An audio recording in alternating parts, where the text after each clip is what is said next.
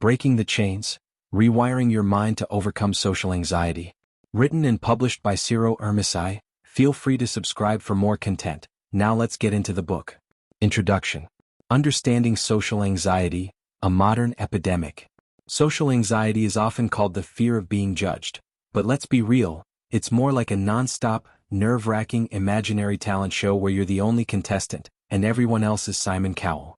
Every social interaction can feel like a test you didn't study for, and suddenly, even ordering coffee can feel like a high-stakes performance. If this sounds familiar, you're definitely in the right place. In today's hyper-connected world, social anxiety is more common than ever.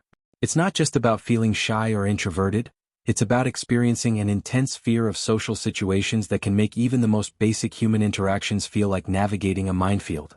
From meeting new people and speaking in groups to making phone calls or even just making eye contact, social anxiety can turn everyday activities into daunting challenges. But here's the good news, you're not stuck this way. Your brain, with all its anxious glitches and worry loops, is actually incredibly adaptable. It can be rewired, reshaped, and retrained to work with you, not against you. This book is your guide to breaking the chains of social anxiety, using proven techniques grounded in cognitive behavioral therapy, CBT. A fancy term that basically means learning to think differently so you can live differently. The science behind social anxiety, how your brain works. Before we dive into the practical stuff, it's helpful to understand what's going on upstairs. Imagine your brain as an overprotective bodyguard, constantly on high alert, ready to jump at the slightest hint of danger, like that awkward pause in a conversation or the dreaded moment when someone says, "Let's go around the room and introduce ourselves." Your brain's default setting is to protect you, but it often misfires, treating social situations like actual life or death threats. This is where CBT comes in. CBT helps you identify and challenge the thought patterns that trigger your anxiety. It's like holding a mirror up to your mind, showing you the difference between reality and the stories your anxiety tells you. And don't worry, you don't have to be a psychologist to get the hang of it. We'll break it down in simple, relatable terms with plenty of examples, exercises, and maybe a few laughs along the way. Rewiring your mindset. The power of cognitive behavioral techniques. You might be thinking, can I really change how I think and feel? The answer is a resounding yes. Your brain is remarkably malleable, like Play-Doh that's been left out of the container, stiff at first, but with a little effort you can shape it into something new. Through CBT you'll learn how to catch those anxious thoughts in the act, challenge them like a detective questioning a shady witness, and replace them with healthier, more realistic ways of thinking. We'll cover everything from identifying your triggers to developing practical strategies for handling social situations without breaking into a sweat. And it's not just about managing anxiety in the moment, it's about building a solid foundation of confidence that will last. Think of this book as your personal toolkit, filled with strategies you can pull out whenever anxiety tries to take the wheel. So, whether you're here because you're tired of avoiding social events, want to speak up more at work, or just want to feel more comfortable in your own skin, you're taking an important step by picking up this book. By the end, you won't just be surviving social situations, you'll be thriving in them. And who knows, maybe even enjoying them. Let's get started on rewiring your mind, one thought at a time. Welcome to the first day of your new anxiety-free life. Well, mostly anxiety-free. You're human after all, and a little awkwardness is what makes life interesting. Chapter 1. The Roots of Social Anxiety. Identifying the triggers. What sets off your anxiety? Social anxiety often feels like an unpredictable storm, rolling in unexpectedly and sweeping you off balance. But like any storm, it has patterns, triggers, and origins that, when understood, can be managed. Identifying what sets off your anxiety is the first crucial step in taking back control. It's not just about knowing you're anxious, it's about understanding why and when that anxiety rears its head. Think of your triggers as the hidden tripwires of your mind, setting off alarms at the slightest disturbance. These triggers vary from person to person and can be deeply personal. For some, it's the thought of being the center of attention. For others, it's the fear of being judged, misunderstood, or ignored. Triggers can be linked to past experiences, fears of embarrassment, or even seemingly harmless situations like talking to a stranger or entering a crowded room. What's important is recognizing these moments for what they are, not insurmountable obstacles but opportunities to understand yourself better. To begin unraveling your triggers, start by paying attention to your body's signals.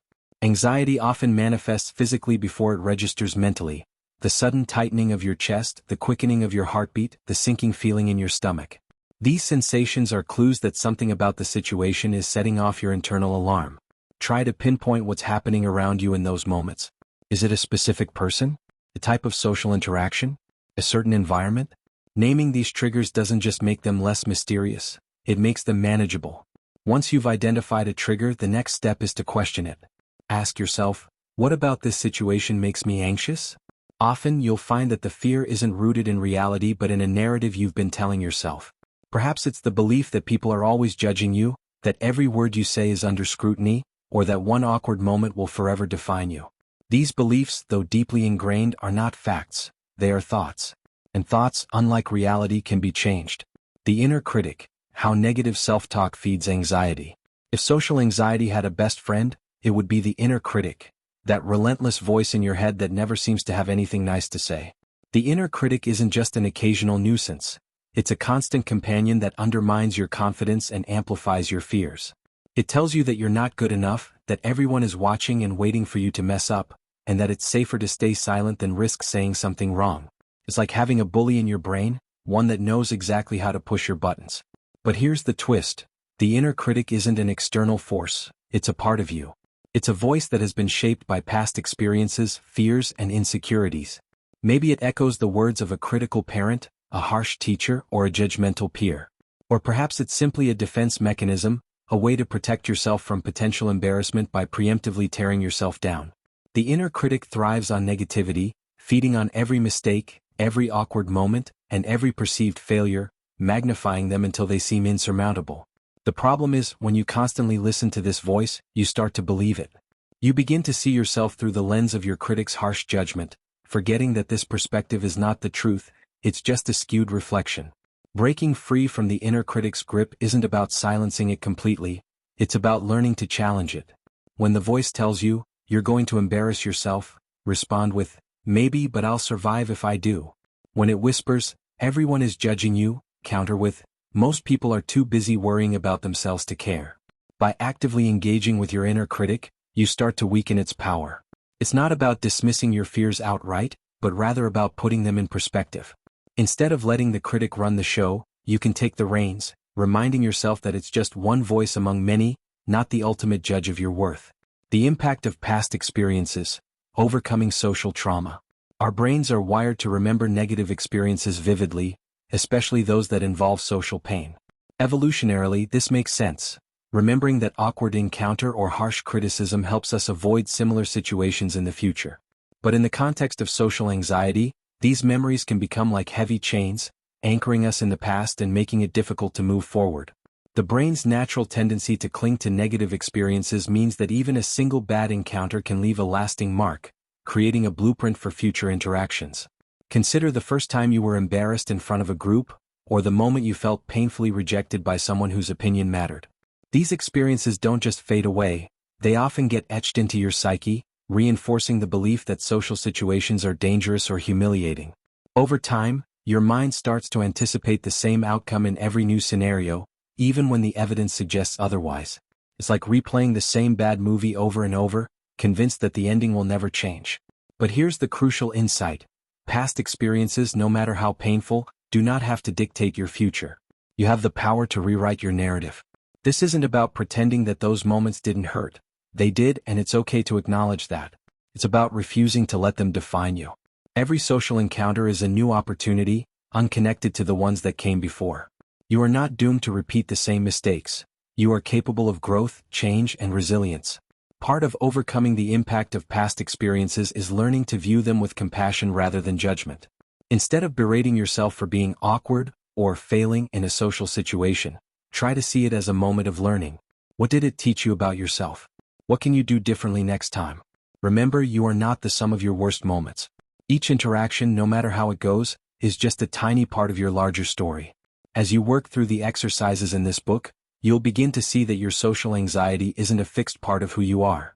It's a set of learned responses shaped by triggers, negative self-talk, and past experiences. And just as it was learned, it can be unlearned. The process won't be instant and it won't always be easy, but with each small step forward, you'll be rewriting the script of your life, one that's defined not by fear but by possibility. You are not alone in this journey. Social anxiety can make you feel isolated, but remember that countless others share your struggle. This book is here to guide you, to provide practical tools and insights, and to remind you that you are capable of change. Your past may have influenced who you are today, but it does not determine who you will be tomorrow. Every day is a new chance to break free from the chains of social anxiety and start living on your own terms. So take a deep breath, be kind to yourself, and let's take this journey together. The next chapter of your life is waiting, and it's going to be worth every step. Chapter 2, Cognitive Behavioral Therapy, CBT, Explained. What is CBT? Understanding the basics. Cognitive behavioral therapy, often referred to simply as CBT, might sound like a complex psychological term, but at its core, it's a straightforward and incredibly practical approach to managing anxiety, depression, and a host of other emotional challenges. CBT is based on a simple but powerful idea. The way we think affects the way we feel, and the way we feel affects the way we behave. It's not just about having positive thoughts or forcing yourself to be happy. It's about recognizing the unhelpful patterns of thinking that fuel anxiety and actively working to change them. Imagine your mind as a garden. For years, anxiety has been planting seeds of doubt, fear, and negativity, watering them with every anxious thought until they've grown into a tangled mess of weeds. CBT is the gardener's toolkit, equipped with the skills and strategies you need to pull out those weeds and start planting healthier, more productive thoughts in their place.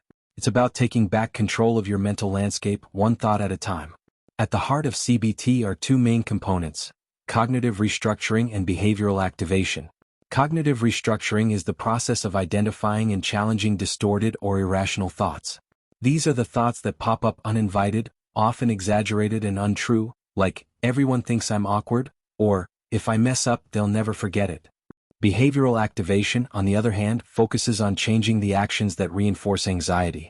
For instance, if you avoid social situations out of fear, CBT encourages you to gradually re-engage with those experiences, building confidence through exposure. CBT is highly structured and goal-oriented, making it different from many traditional forms of therapy that focus on exploring the past. While understanding your history is valuable, CBT is all about the present and the future.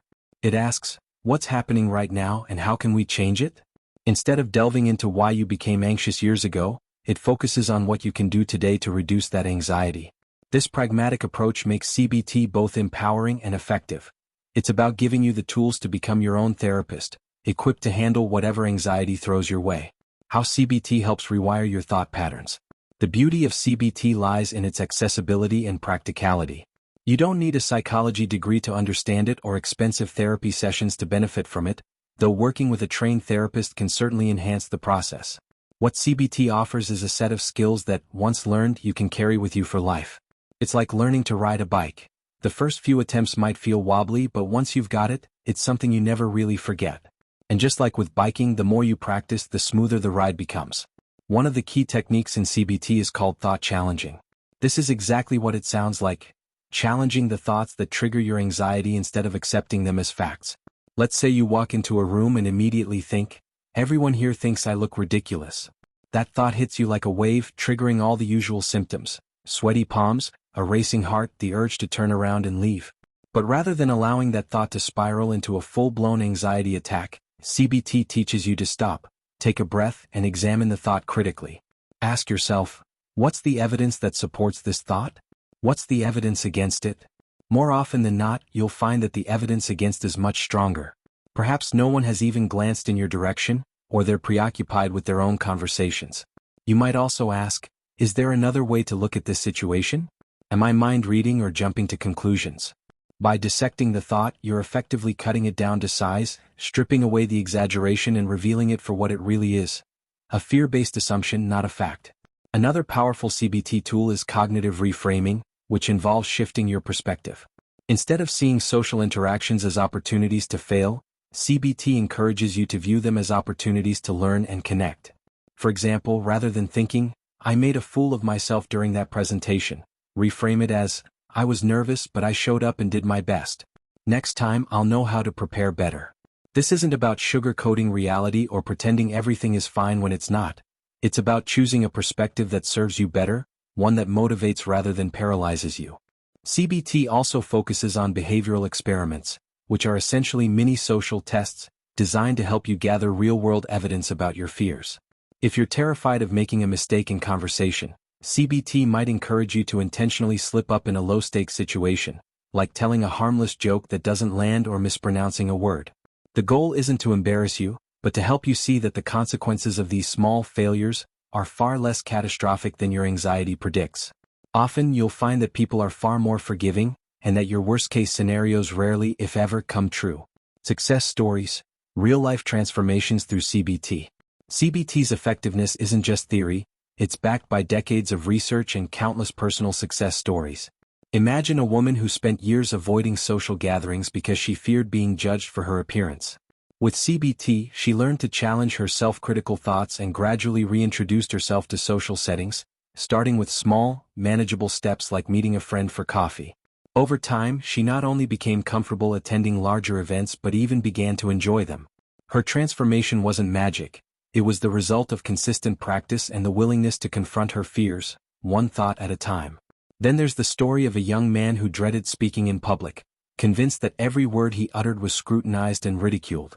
Through CBT, he practiced exposure techniques that helped him desensitize his fear of public speaking.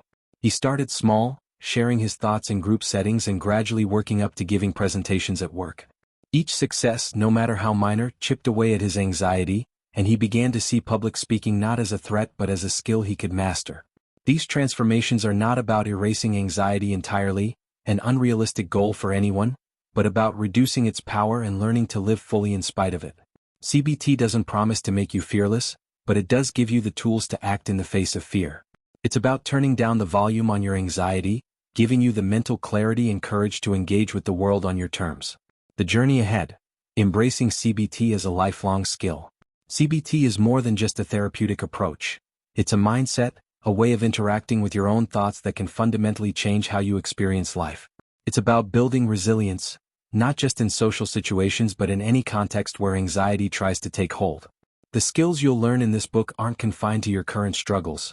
They're applicable to any challenge you face, teaching you how to navigate not just the anxious moments but also the everyday ups and downs that are part of being human. Throughout this journey, you'll have moments of triumph and moments of frustration. There will be days when you feel on top of the world and days when your anxiety creeps back in. But every time you use a CBT technique, whether it's questioning a negative thought, reframing your perspective, or bravely stepping into a feared situation, you're taking a step forward. Each step, no matter how small, is progress. Think of CBT as a lifelong skill, like learning to cook or play an instrument. It requires practice, patience, and sometimes a bit of trial and error, but the rewards are immeasurable. As you move through the chapters of this book, you'll gain a deeper understanding of how your mind works and, more importantly, how to work with it rather than against it. You'll develop the confidence to face social situations without the weight of constant dread, and the insight to see anxiety for what it truly is. A part of you but not the whole story. This is the beginning of your transformation, not just into someone who can manage social anxiety, but into someone who can thrive in the face of it. As you continue reading, keep an open mind, be gentle with yourself, and remember that progress is rarely linear. Every effort you make to challenge your anxiety is a victory worth celebrating. CBT is your map, your toolkit, and your guide. You have everything you need to start rewriting your story, and it all begins here. Chapter 3. Identifying and challenging negative thoughts. Recognizing distorted thinking patterns. Negative thoughts are like uninvited guests that crash the party in your mind, often showing up when you least expect them and overstaying their welcome. They're sneaky, persistent, and sometimes so subtle that you hardly notice them until they've already set the tone for your entire day. For those struggling with social anxiety, these thoughts aren't just occasional nuisances. They're constant companions that color every interaction, decision, and perception. They act as filters through which you view the world, distorting reality and reinforcing your fears. One of the first steps in cognitive behavioral therapy, CBT, is learning to recognize these distorted thinking patterns for what they are: automatic, exaggerated, and often irrational thoughts that trigger anxiety. These aren't conscious choices. They're habitual responses your brain has learned over time. By identifying these patterns, you can begin to interrupt the cycle and create space for more balanced, constructive thinking. A common distorted thinking pattern is catastrophizing, where you automatically assume the worst possible outcome in any situation. Let's say you're about to meet new people at a party. Instead of thinking, "This could be fun," or "I might meet someone interesting," your mind jumps straight to, "I'm going to say something stupid and everyone will think I'm an idiot." This thought isn't based on any evidence. It's a knee-jerk reaction rooted in fear. Yet it's powerful enough to make your heart race, your palms sweat, and your desire to attend the party vanish. Another frequent pattern is mind reading, where you convince yourself you know what others are thinking, usually something negative about you. During a conversation, if someone glances away or seems distracted, you might think, "They're bored with me," or "I'm coming off as awkward." In reality, the other person's behavior may have nothing to do with you. They could be tired, thinking about their own concerns, or just momentarily unfocused. But the mind-reading distortion doesn't care about reality, it only amplifies your insecurities. There's also all-or-nothing thinking, a black-and-white view where you see situations in extremes. You either have to be perfect or you're a complete failure. If you stumble over a word during a presentation, you don't just see it as a minor hiccup. You see it as evidence that you're incompetent and that everyone noticed. This kind of thinking leaves no room for nuance or self-compassion. It's a rigid, unforgiving lens that magnifies your flaws and minimizes your strengths. Recognizing these patterns is the first major step in breaking free from their grip. It's like turning on the lights in a dark room. You start to see things as they really are, not as your anxiety paints them. Each time you catch yourself engaging in distorted thinking, you're reclaiming a bit of power from your anxiety. You're training your brain to pause, reflect, and choose a different, more balanced response. Techniques to challenge and replace negative thoughts. Once you've identified these distorted thoughts, the next step is to challenge them. Challenging doesn't mean arguing with yourself or trying to force a positive spin on everything. It's about taking a curious, investigative approach, like a detective examining evidence rather than jumping to conclusions. You don't have to deny that you're feeling anxious. You just need to question the validity of the thoughts fueling that anxiety. Start by asking yourself some critical questions. Is this thought based on facts or assumptions? What evidence do I have that supports this thought? What evidence contradicts it? For instance, if your thought is, "Everyone at the meeting thinks I'm an idiot," consider the evidence. Did anyone actually say that? Did you see eye rolls or hear sighs? Or did you simply feel nervous and assume the worst? Often you'll find that the evidence is flimsy at best, a shaky foundation that doesn't hold up under scrutiny. Another powerful question is, what would I say to a friend who had this thought? If your best friend confided that they felt everyone was judging them, you'd likely respond with kindness, reminding them that people are generally preoccupied with their own concerns and aren't scrutinizing every word. Yet, when it comes to ourselves, we rarely extend the same courtesy. By stepping outside of your perspective and imagining what you'd say to someone you care about, you can begin to shift how you speak to yourself. Once you've challenged the negative thought, it's time to reframe it into something more balanced. Reframing isn't about being blindly optimistic. It's about finding a middle ground that acknowledges your concerns without catastrophizing. For example, instead of, "I'm going to embarrass myself," you might reframe it as, "I might feel nervous, but I've handled situations like this before and I can get through it."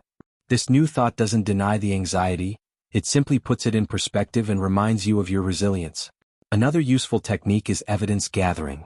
Think back to past experiences that contradict your anxious thoughts. If your anxiety tells you that, "I always make a fool of myself in social situations," look for evidence that disproves it. Maybe there was a time when you confidently shared your opinion in a meeting, made a friend laugh, or navigated a conversation without issue. These moments, however small, serve as reminders that your anxiety isn't always right. The more you collect these positive experiences, the more you can weaken the grip of negative thinking. It's also helpful to challenge the permanence of negative thoughts. When anxiety strikes, it often feels overwhelming and all-encompassing, like it's here to stay forever. But no feeling is permanent.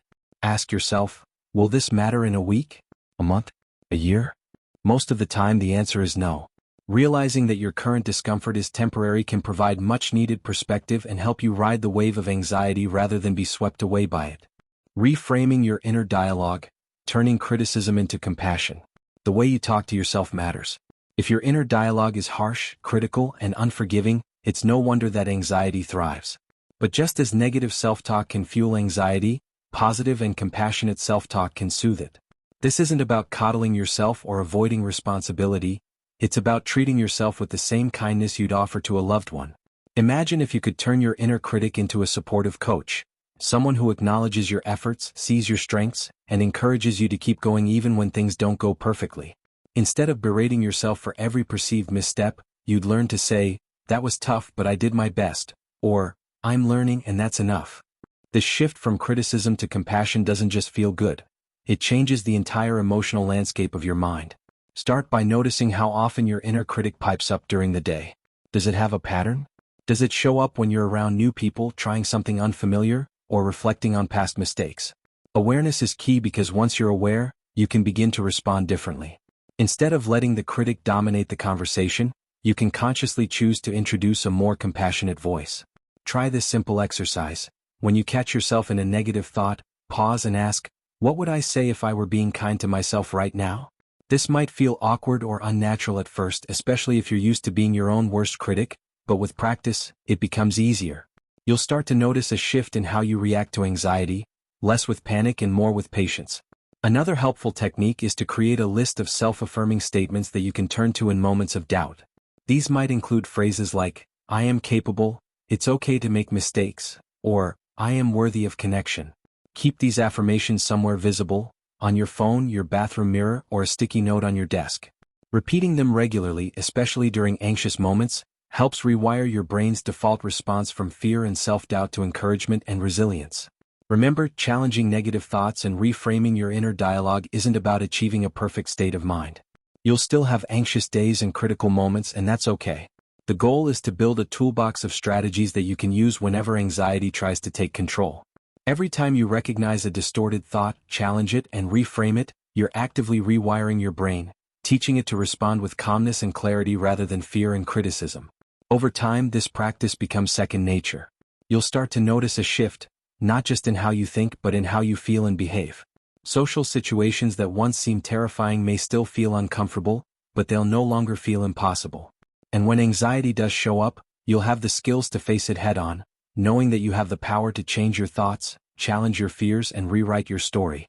This chapter is not just about techniques. It's about empowerment. It's about reclaiming your mind from the automatic patterns that have held you back and choosing, moment by moment, to think differently. You're not striving for perfection, you're striving for progress. And with each thought you challenge, you're breaking free from the chains of social anxiety, one mental shift at a time. Chapter 4, Exposure Therapy, Facing Your Fears Step by Step. The Power of Gradual Exposure, Small Steps to Big Changes. Exposure therapy is one of the most effective tools in the battle against social anxiety, yet it's often misunderstood. At first glance, the idea of willingly placing yourself in anxiety-provoking situations sounds counterintuitive, like running toward the very thing you've spent so much time avoiding. But exposure therapy isn't about jumping into the deep end without preparation. It's about gently wading into the waters of your fears, one manageable step at a time. Imagine your anxiety as a stubborn muscle, tense, tight, and conditioned to react defensively at the slightest provocation. Exposure therapy is like a gradual stretching exercise that slowly but surely teaches your anxiety to relax. Instead of forcing yourself into overwhelming scenarios that confirm your fears, you start with small, achievable challenges that build confidence and resilience. Over time, these small victories accumulate, and the situations that once seemed insurmountable become far less intimidating. The principle behind exposure therapy is simple. The more you avoid something, the scarier it becomes. Every time you sidestep a social situation, you reinforce the belief that it's dangerous, and your anxiety grows stronger. By facing these fears in a controlled, systematic way, you retrain your brain to see social situations as safe, manageable, and even enjoyable. You're not just teaching yourself to cope, you're teaching yourself that there's nothing to fear in the first place. Start by identifying your hierarchy of fears, the specific social situations that trigger your anxiety, ranked from least to most intimidating. For example, the thought of making small talk with a cashier might feel mildly uncomfortable, while giving a presentation in front of a large audience could feel utterly terrifying. This hierarchy isn't set in stone, and it's not about comparing your fears to others.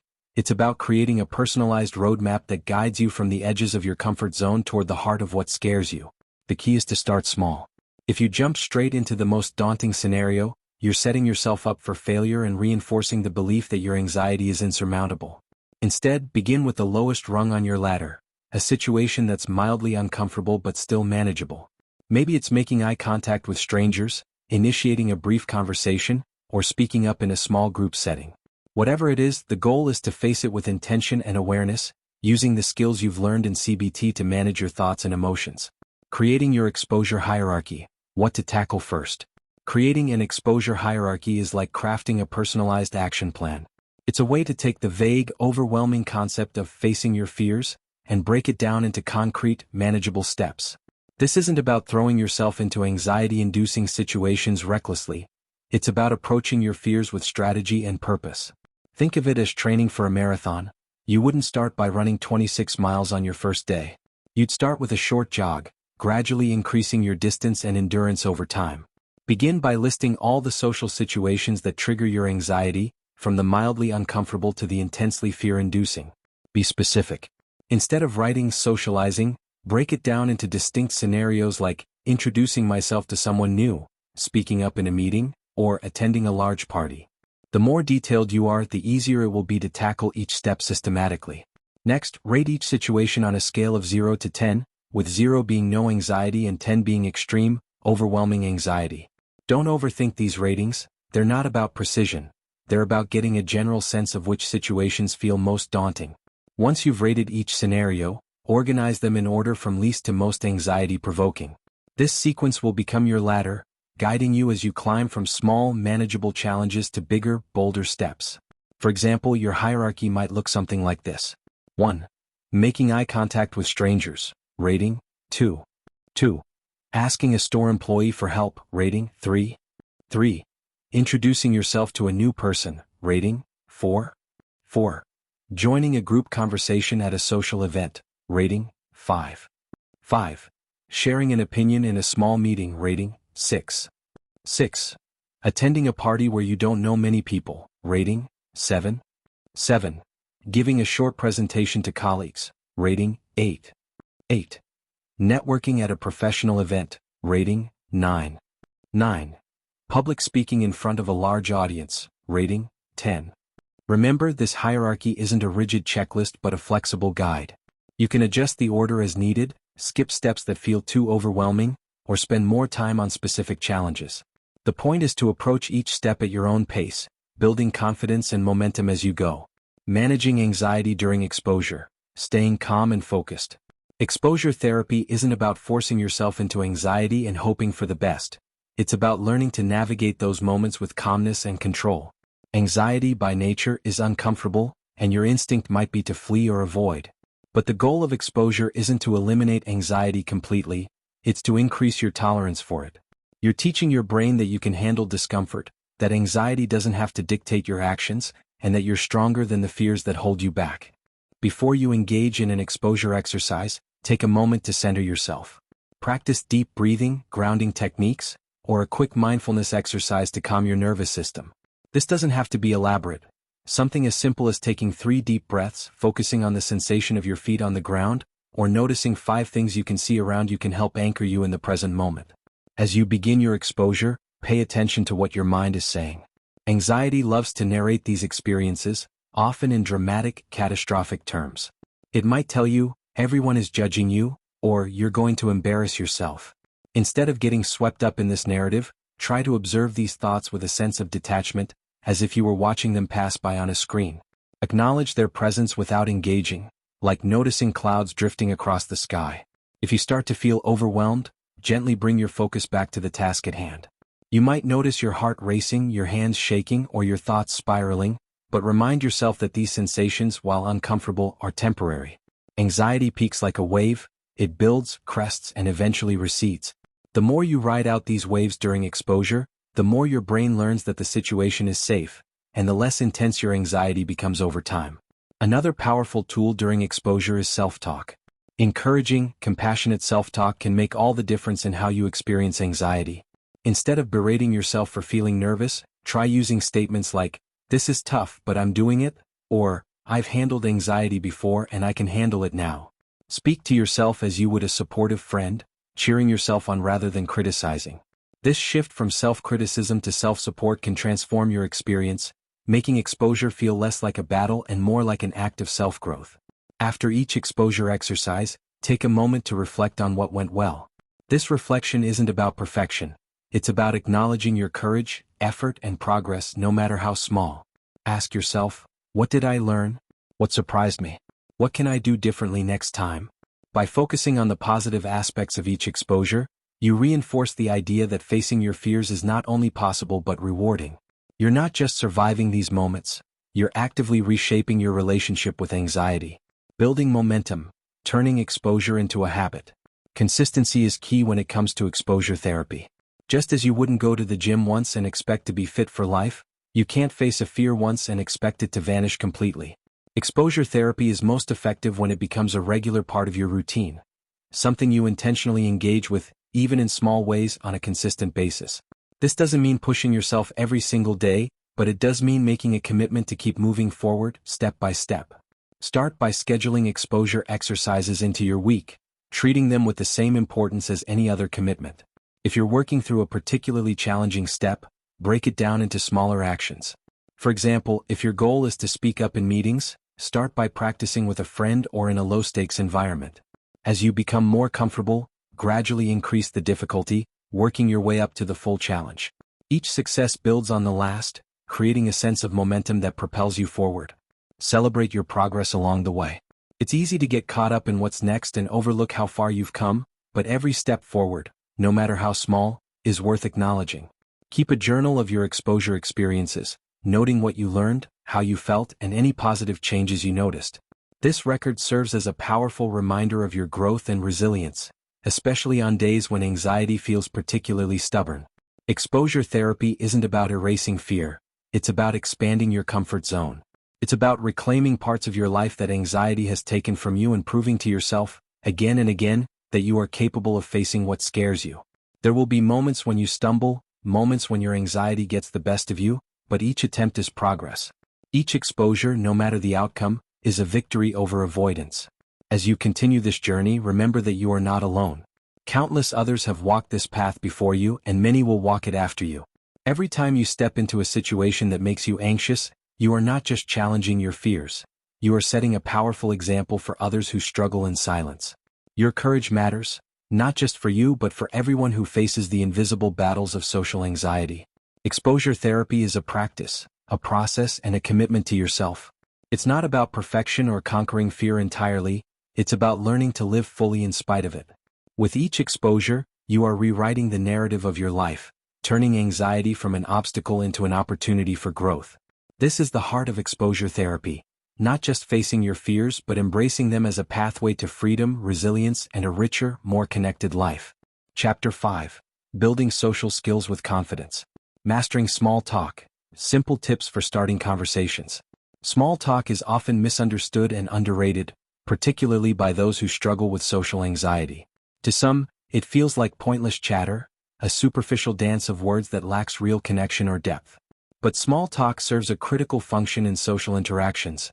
It's the gateway to deeper conversations, a way to test the waters and build rapport before diving into more substantial topics. For people with social anxiety, however, small talk can feel daunting, like standing on the edge of a diving board, unsure of how to make the leap. The discomfort often comes from the fear of saying the wrong thing, coming off as boring, or being met with awkward silences. But the truth is, small talk isn't about impressing others. It's about creating a bridge, however flimsy, between two people. It's a way to signal openness and approachability, to show that you're willing to engage, even if the conversation is light and fleeting. Mastering small talk doesn't require you to be witty, charming, or even particularly outgoing. It just requires you to be present and willing to connect. One of the most effective ways to ease into small talk is to focus on shared experiences or observations. Commenting on your immediate surroundings, a piece of art on the wall, the weather, or the event you're both attending, offers a neutral starting point. "This room has such a great vibe," or "I'm glad the rain held off today," are simple low-stakes ways to break the ice. These kinds of observations are easy to respond to, and they invite the other person into the conversation without putting them on the spot. Another useful strategy is to ask open-ended questions that encourage the other person to share more than just a yes or no answer. Instead of asking, "Did you enjoy the movie?" try, "What did you think of the movie?" This subtle shift opens the door for a more detailed response, giving the conversation room to grow naturally. People generally enjoy talking about their opinions and experiences, and showing interest in what they have to say is one of the simplest ways to keep a conversation flowing. Remember, the goal of small talk isn't to deliver the perfect line or to captivate your audience. It's to engage in a brief exchange that signals friendliness and interest. And if you feel the conversation lagging, that's perfectly normal. There's no rule that says small talk must be seamless. It's okay to have pauses, to shift topics, or even to gracefully exit the interaction if it feels right. The more you practice, the more comfortable you'll become, and over time, small talk will start to feel less like a chore and more like an opportunity. Nonverbal communication, body language and eye contact. Social interactions aren't just about the words you say, they're about how you say them. Your body language, facial expressions, and eye contact all play a crucial role in how others perceive you and how you feel about yourself in social situations. For those with social anxiety, nonverbal communication can be particularly challenging. The fear of being judged often manifests physically. Avoiding eye contact, crossing arms tightly, fidgeting, or keeping a guarded posture. These subtle cues can unintentionally signal discomfort, disinterest, or nervousness, even when your intentions are quite the opposite. Learning to manage your nonverbal cues doesn't mean forcing yourself into rigid, unnatural postures.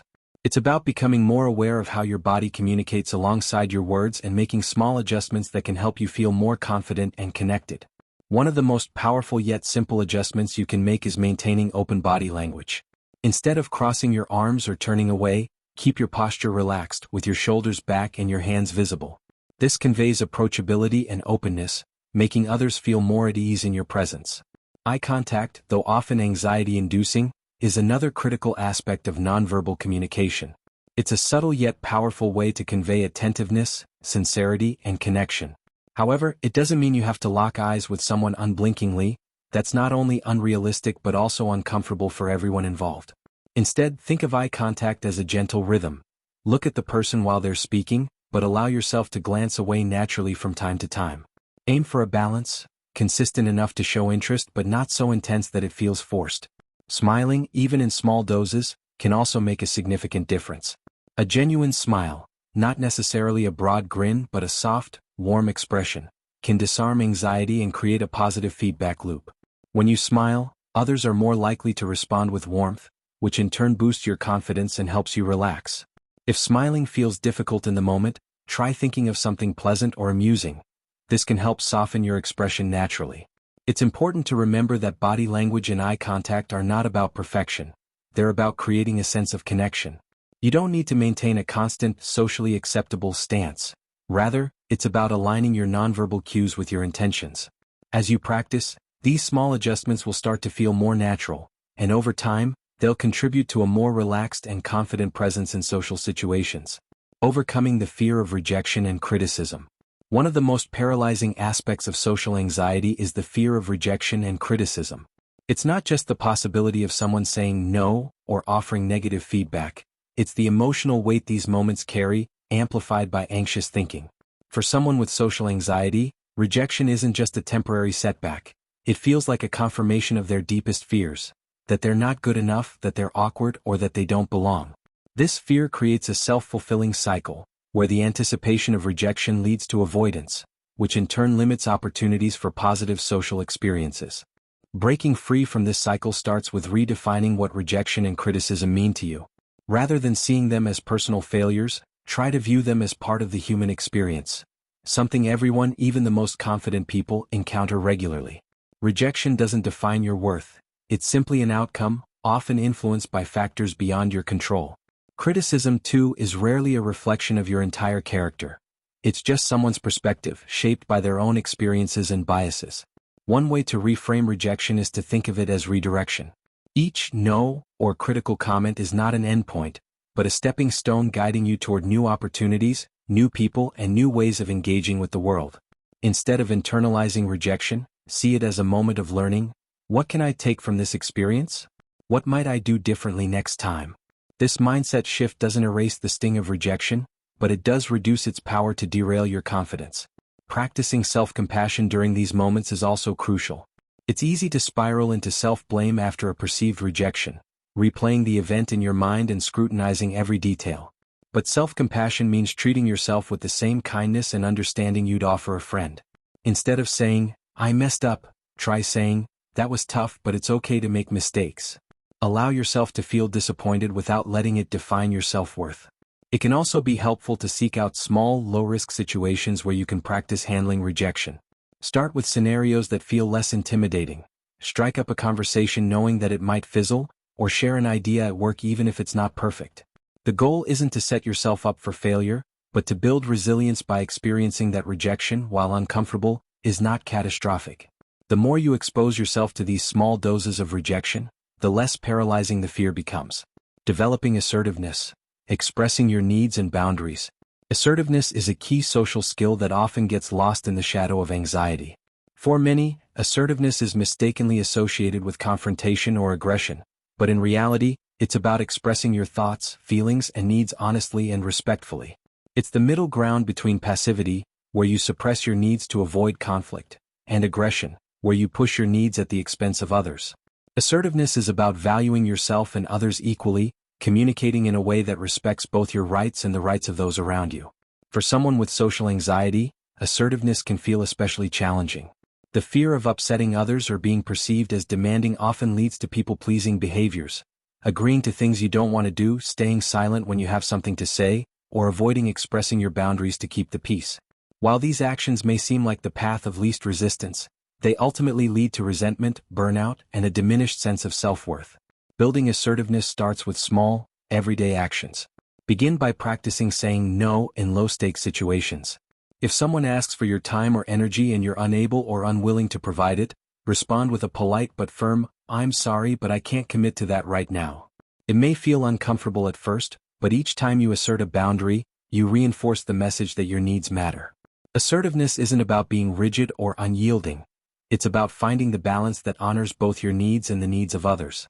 When expressing your thoughts or feelings, aim for I statements, which center your experience without assigning blame.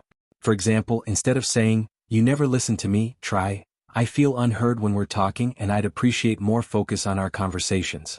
This approach communicates your perspective while inviting a constructive response, rather than putting the other person on the defensive. Assertiveness also involves active listening, being present, giving your full attention, and responding thoughtfully. It's not just about expressing your own needs but also respecting the needs of those you're interacting with. By listening attentively and acknowledging others' perspectives, you model the kind of respectful communication that makes assertiveness effective and reciprocal. Learning to be assertive won't eliminate conflict or guarantee that others will always respond positively, but it will give you the confidence to navigate social interactions on your own terms. It empowers you to step out of the passive role and engage with the world in a way that's true to who you are. Social skills as an ongoing practice. Embracing imperfection. Social skills are not a destination but an ongoing practice. Just like any other skill, whether it's learning an instrument, cooking, or driving, it requires patience, persistence, and a willingness to make mistakes. There will be times when conversations don't go as planned, when your mind goes blank, or when your nerves get the better of you. These moments aren't failures. They're opportunities to learn, adjust, and grow. One of the most freeing realizations in this journey is that nobody expects perfection. Not from you and not from themselves. Social interactions are inherently messy, filled with awkward pauses, miscommunications, and moments of uncertainty. Embrace these imperfections as part of the process, not as evidence of your inadequacy. Every interaction, whether smooth or stilted, is a chance to build your confidence and refine your skills. As you continue to build your social skills, celebrate your progress, no matter how incremental it may seem. Each time you start a conversation, maintain eye contact, assert your needs, or handle criticism with grace, you're making strides toward greater confidence and connection. You're proving to yourself that social anxiety doesn't have to define you, that with each effort, you're breaking down the walls that have kept you isolated and moving closer to the kind of social life you want. Social skills are not about becoming the life of the party or flawlessly navigating every interaction. They're about showing up as yourself, engaging with others in a way that feels authentic, and building connections one step at a time. The journey is ongoing, and every day offers a new opportunity to practice, grow, and embrace the beautifully imperfect nature of human interaction. Chapter 6. Mindfulness Techniques to Manage Anxiety. The role of mindfulness in overcoming anxiety. Mindfulness might sound like one of those trendy buzzwords splashed across wellness blogs and yoga studios, but its value extends far beyond surface-level self-care. At its core, mindfulness is the practice of paying full attention to the present moment, without judgment or distraction. It's about tuning into what's happening right now, both inside your mind and in the world around you, without getting tangled in the web of past regrets or future worries. For anyone dealing with social anxiety, mindfulness offers a way to break free from the relentless cycle of anxious thoughts and reconnect with the here and now. When anxiety strikes, it often pulls you out of the present and plunges you into a whirlwind of what-ifs and worst-case scenarios. Before you know it, a simple thought like, "What if I mess up?" snowballs into a catastrophic vision of public humiliation and endless ridicule. In those moments, you're not truly living in the present. You're stuck in an imagined future that feels terrifying but is ultimately just a product of your mind. Mindfulness helps you interrupt this cycle, bringing your attention back to what's actually happening rather than what you fear might happen. Practicing mindfulness doesn't mean you're trying to eliminate anxious thoughts or feelings. In fact, mindfulness teaches you to acknowledge these thoughts and emotions without being consumed by them. Instead of fighting against anxiety, you learn to coexist with it, observing it as a passing experience rather than a permanent state. It's like standing on the shore watching waves crash and recede, rather than being swept away by the tide. One of the greatest gifts of mindfulness is the ability to cultivate a non-judgmental awareness of your internal world. Social anxiety often comes with a harsh inner critic, a voice that scrutinizes every misstep, amplifies every perceived flaw, and holds you to impossible standards. Mindfulness invites you to notice this critical voice without buying into it. You don't have to argue with it or prove it wrong. You simply observe it as if you were watching a cloud drift by. This detached awareness creates space between you and your anxious thoughts, allowing you to respond to them with greater calmness and clarity. Mindfulness also anchors you in the present moment, grounding you when anxiety tries to pull you into the past or the future. Whether it's the sensation of your breath, the feeling of your feet on the ground, or the sound of birds chirping outside your window, mindfulness encourages you to connect with what is real and tangible. In this way, it serves as a lifeline, a way to come back to yourself when anxiety feels overwhelming. Breathing and grounding exercises for immediate relief. Breathing is one of the simplest and most accessible mindfulness tools you have at your disposal. It's something you're doing every moment of every day, often without even thinking about it. But when you're anxious, your breath can become shallow, rapid, and uneven, a signal to your nervous system that something is wrong. By consciously slowing down and deepening your breath, you can send a powerful message to your body. It's okay to relax, you are safe. One of the most effective breathing techniques for managing anxiety is deep belly breathing, also known as diaphragmatic breathing. Unlike shallow chest breathing, which can exacerbate feelings of panic, deep belly breathing engages the diaphragm and promotes a full, calming exchange of oxygen. To practice, find a comfortable position, sitting or lying down, and place one hand on your chest and the other on your abdomen. Inhale slowly through your nose, allowing your abdomen to expand as you fill your lungs from the bottom up. Exhale gently through your mouth, feeling your abdomen fall. Focus on the sensation of your breath, letting each inhale and exhale draw you deeper into a state of calm. Another helpful technique is the 4-7-8 breathing exercise, which combines breath control with mindfulness. Inhale quietly through your nose for a count of 4, hold your breath for a count of 7, and exhale completely through your mouth for a count of 8. This exercise not only slows your breathing but also helps regulate your heart rate, creating a sense of calm and stability. The 4-7-8 pattern can be particularly effective in moments of acute anxiety, as it provides a simple, structured focus that redirects your mind away from anxious thoughts. Grounding exercises are another mindfulness tool that can anchor you in the present moment, especially when anxiety feels like it's spiraling out of control. Grounding involves using your senses to connect with your immediate environment, helping to break the mental loop of worry and fear.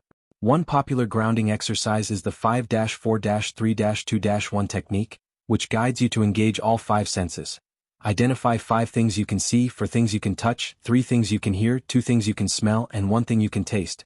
This sensory inventory pulls you out of your head and into your surroundings, providing a momentary respite from anxious thoughts.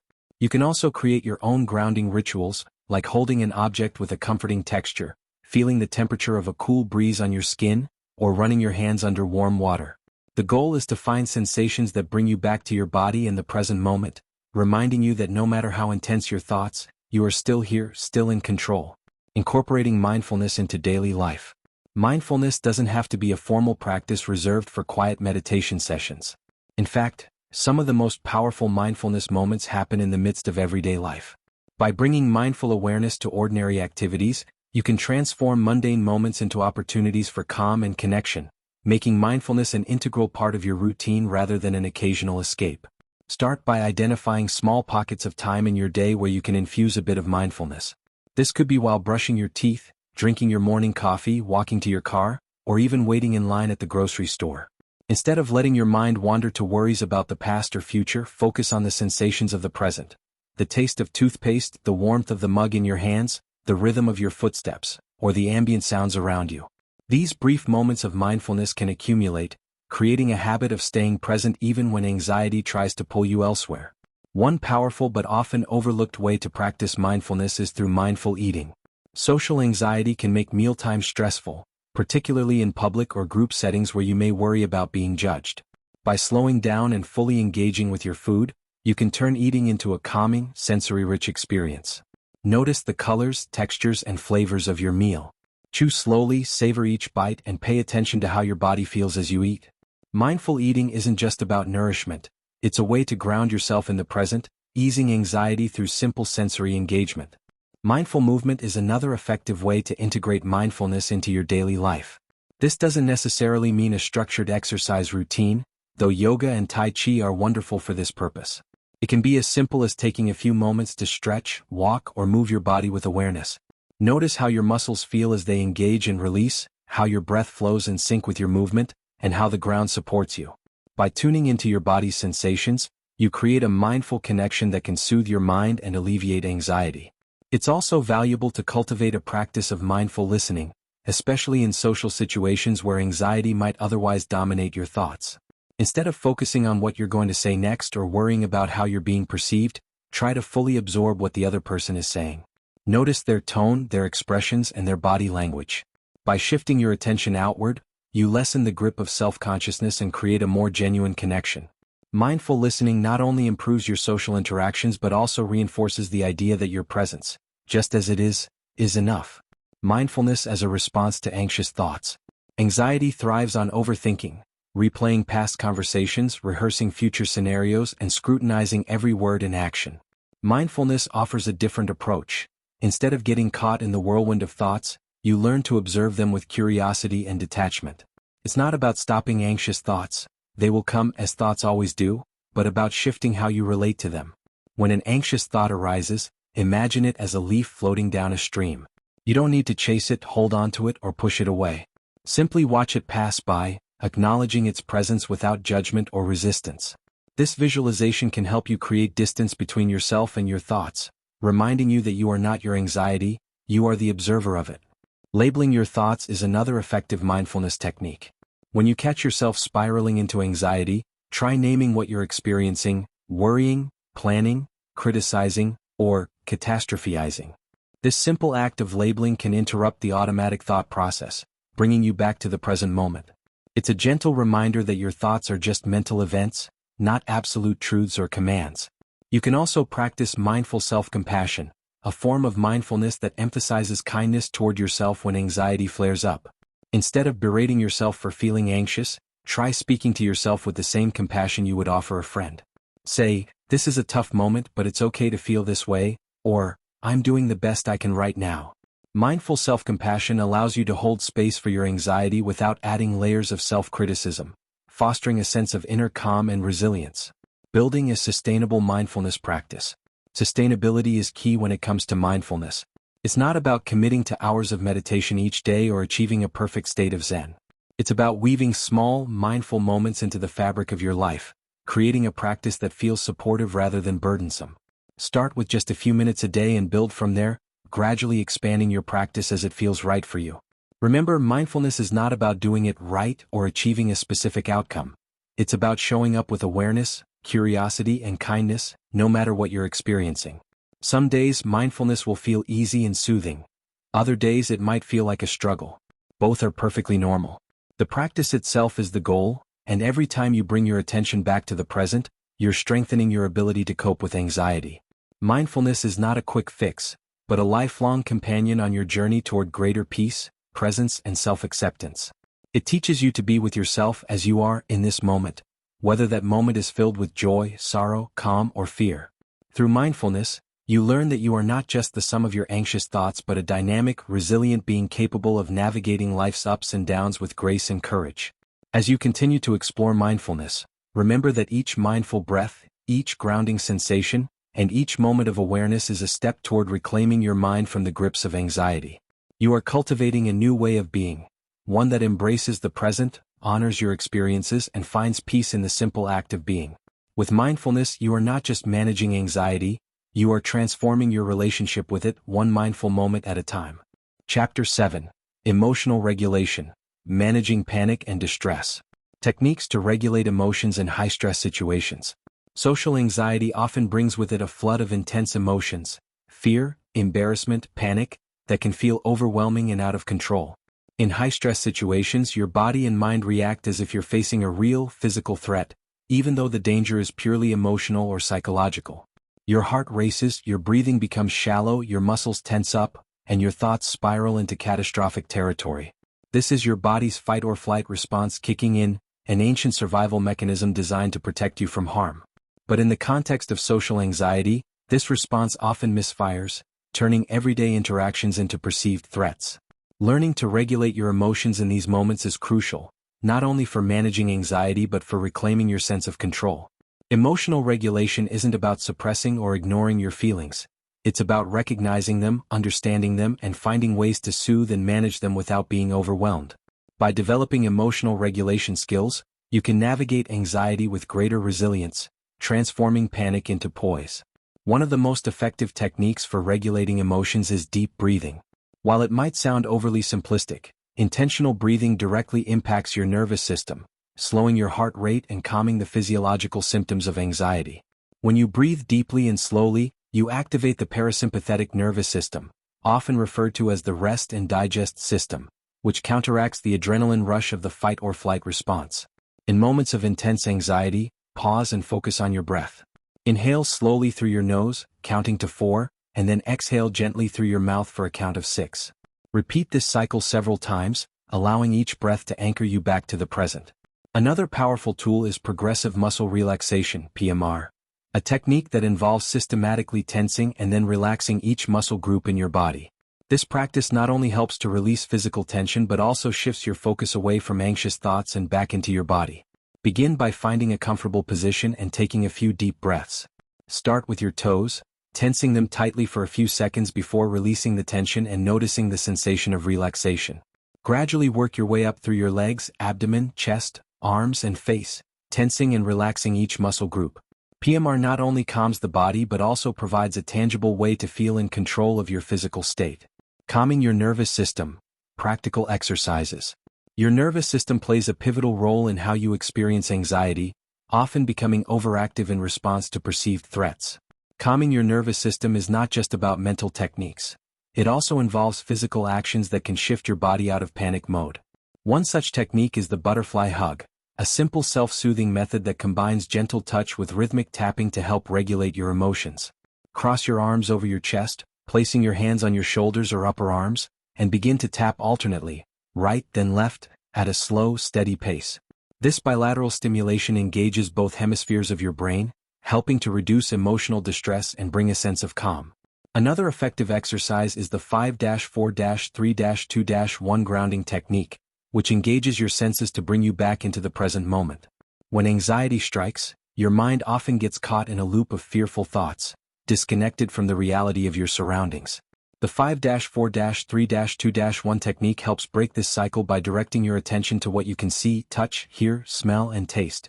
Start by naming 5 things you can see around you, then 4 things you can touch, 3 things you can hear, 2 things you can smell, and 1 thing you can taste. This sensory checklist helps anchor you in the now, providing a brief but powerful respite from anxious rumination. Turning panic into poise. Building emotional resilience. Emotional resilience is the ability to bounce back from distressing experiences, adapting to stress and adversity with greater ease. For those with social anxiety, building resilience means learning to handle uncomfortable emotions without letting them dictate your actions. It's about shifting your mindset from "I can't handle this" to "this is tough, but I can get through it." Resilience isn't something you're born with. It's a skill that can be developed through practice, patience, and self-compassion. One key aspect of building resilience is normalizing discomfort. Anxiety thrives in the belief that distress is intolerable, something to be avoided at all costs. But the truth is, everyone experiences discomfort in social situations at times, even those who seem outwardly confident. The difference lies in how we respond to that discomfort. Instead of seeing anxiety as an enemy to be vanquished, try viewing it as a wave to be ridden, a natural, albeit unpleasant, part of the human experience. Remind yourself that anxiety, while uncomfortable, is not dangerous, and that you have the capacity to endure and move through it. Resilience also involves embracing a growth mindset, the belief that challenges are opportunities for learning and growth rather than insurmountable barriers. When you view your anxiety as a teacher rather than an adversary, you can approach each anxious moment with curiosity instead of dread. Ask yourself, what can I learn from this experience? How can I grow from it? This shift in perspective not only reduces the power of anxiety but also empowers you to see yourself as capable of change. Embracing self-compassion, the antidote to self-criticism. Social anxiety often comes with a harsh inner critic, one that's quick to judge, quick to blame, and slow to forgive. This self-critical voice amplifies your fears, turning minor missteps into perceived failures and normal anxieties into evidence of personal flaws. The antidote to this relentless self-criticism is self-compassion, the practice of treating yourself with the same kindness, understanding, and patience that you would offer a friend. Self-compassion is not about excusing or dismissing your experiences. It's about acknowledging your struggles with empathy rather than judgment. It's recognizing that anxiety is not a personal failing but a part of being human. When you feel the sting of social anxiety, whether it's after a difficult conversation, an awkward interaction, or a moment of self-doubt, pause and ask yourself, what do I need right now? Often, the answer isn't more criticism but more understanding. One simple self-compassion exercise involves placing a hand on your heart or another comforting place on your body and repeating kind, supportive phrases to yourself. You might say, "This is a moment of suffering, suffering is part of life, and may I be kind to myself in this moment." These affirmations remind you that you are not alone in your anxiety and that it's okay to feel the way you do. Self-compassion creates an internal environment of safety, reducing the emotional intensity of anxiety and fostering a sense of inner calm. Self-compassion also means setting realistic expectations for yourself. Social anxiety often involves perfectionistic tendencies, the belief that you must perform flawlessly in every interaction to be worthy of connection. But perfection is not only unattainable, it's also unnecessary. Allow yourself to be imperfect, to stumble, to have awkward moments. These experiences are not evidence of failure, they're simply part of being human. When you approach yourself with gentleness, you create the emotional space to grow, heal, and thrive. Practical strategies for managing distress in real time. When anxiety strikes in the middle of a social situation, it can feel paralyzing, as if you've lost all control. But even in these moments of heightened distress, there are strategies you can employ to regain your composure and manage your emotions. One such strategy is self-talk reframing, the practice of consciously replacing anxious thoughts with more balanced, supportive ones. If your mind tells you, "Everyone is judging me," counter with, "People are likely focused on themselves just as I am." This reframing doesn't deny your anxiety. It simply offers a more realistic perspective that reduces the emotional charge of the moment. Another helpful approach is visualization, a technique that involves mentally rehearsing a calm, successful outcome before entering a stressful situation. Before a presentation, meeting, or social event, take a few moments to close your eyes and imagine yourself navigating the situation with confidence and ease. Picture yourself speaking clearly, making eye contact, and feeling relaxed. Visualization primes your brain for success, creating a mental template that guides your actions when the real moment arrives. Reframing setbacks as opportunities for growth. Emotional regulation also means rethinking how you perceive setbacks. For those with social anxiety, even minor missteps, stumbling over a word, misreading a social cue, or feeling out of place, can feel devastating. But setbacks are not proof of failure, they are integral to the process of growth. Each time you face a challenging social situation, you are gathering valuable information about your triggers, your reactions, and your strengths. Instead of viewing setbacks as confirmation of your worst fears, try to see them as opportunities to learn and adapt. Ask yourself, what went well in this situation? What could I do differently next time? This reflective approach not only softens the blow of disappointment but also equips you with insights that can improve your future interactions. Growth is not linear, and setbacks are not dead ends. They are detours that can lead to greater understanding and resilience. Developing a routine of emotional self-care. Just as physical fitness requires regular exercise, emotional resilience requires ongoing self-care. This doesn't mean you need to devote hours each day to self-reflection or meditation. It means creating small, consistent habits that nurture your emotional well-being. Consider integrating daily practices that soothe your nervous system and build emotional strength. Whether it's journaling, spending time in nature, engaging in creative activities, or simply taking a few moments each day to check in with yourself.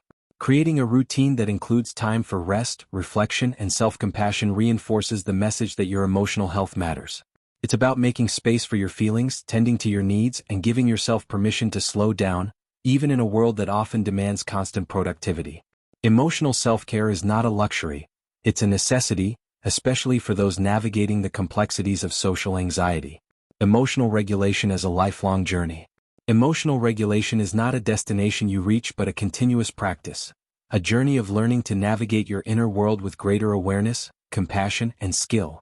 There will be days when your emotions feel manageable and days when they overwhelm you. Both are part of the process. The goal is not to eliminate anxiety but to build a relationship with it that is grounded in understanding rather than fear. As you continue to develop your emotional regulation skills, remember that every effort counts. Each time you take a deep breath, offer yourself compassion, or approach a setback with curiosity, you are strengthening your capacity to handle whatever comes your way. You are teaching yourself that anxiety, while a part of your experience, does not have to control your life. Emotional regulation is about reclaiming your power, one mindful breath, one self-compassionate moment, one courageous step at a time. It's about turning panic into poise, distress into determination, and fear into fuel for growth. With each practice, you are not just managing anxiety, you are building a foundation of resilience that will carry you through life's challenges with grace and confidence. Chapter 8: Self-Compassion, Learning to be Kind to Yourself. The importance of self-compassion in healing social anxiety. Social anxiety can often feel like an internal battle, one where the harshest blows don't come from the outside world but from within. It's a battle fought with self-criticism, judgment, and a constant fear of falling short. When anxiety hits, it's not just the fear of social situations that weighs you down. It's the relentless inner critic that tells you you're not good enough, that you're awkward, or that you're doomed to be misunderstood. This self-critical voice doesn't just exacerbate anxiety, it often serves as its driving force, making every stumble feel like a failure and every interaction a test of your worth. But there is another voice within you, one that often goes unheard amid the clamor of self-doubt and fear. This is the voice of self-compassion, the part of you that knows how to be gentle, understanding, and forgiving. Self-compassion is the practice of treating yourself with the same kindness and care that you would offer to a dear friend. It's about embracing your humanity, flaws and all, and recognizing that you are worthy of love and respect, no matter your struggles. For many, self-compassion doesn't come naturally. It feels foreign, uncomfortable, even selfish.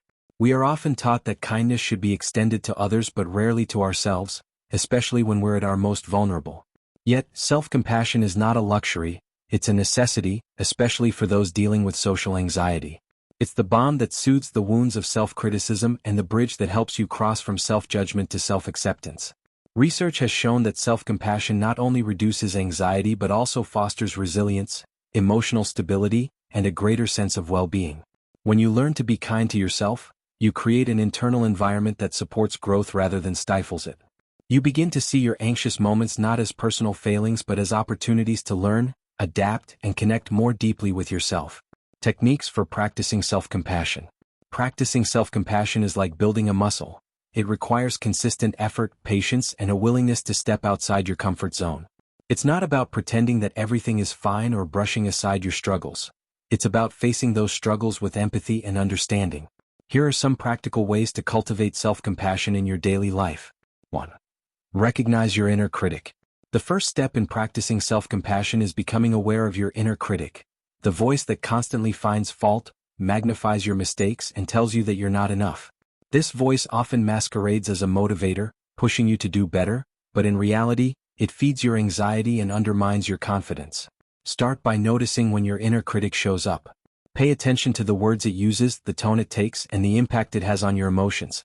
When you catch your inner critic in action, pause and take a step back. Instead of accepting its judgment as truth, view it as just one perspective, an unkind one that you don't have to listen to. Imagine this voice as a critical character outside of yourself, and consider how you would respond if it were speaking to someone you care about. Often, this simple act of distancing yourself from your inner critic can weaken its hold and make room for a more compassionate response. 2. Self-compassionate self-talk. One of the most effective ways to cultivate self-compassion is by changing the way you talk to yourself, especially in moments of anxiety. When anxiety flares up, it's easy to fall into a cycle of self-blame and harsh criticism. But self-compassionate self-talk involves deliberately choosing kinder, more supportive language, even when you feel vulnerable or afraid. Instead of saying, "I can't believe I messed that up. I'm so stupid," try reframing it as, "This is a tough moment but it's okay to make mistakes. I'm learning." Or instead of, everyone thinks I'm awkward, you might say, I feel anxious right now and that's okay. It doesn't define who I am.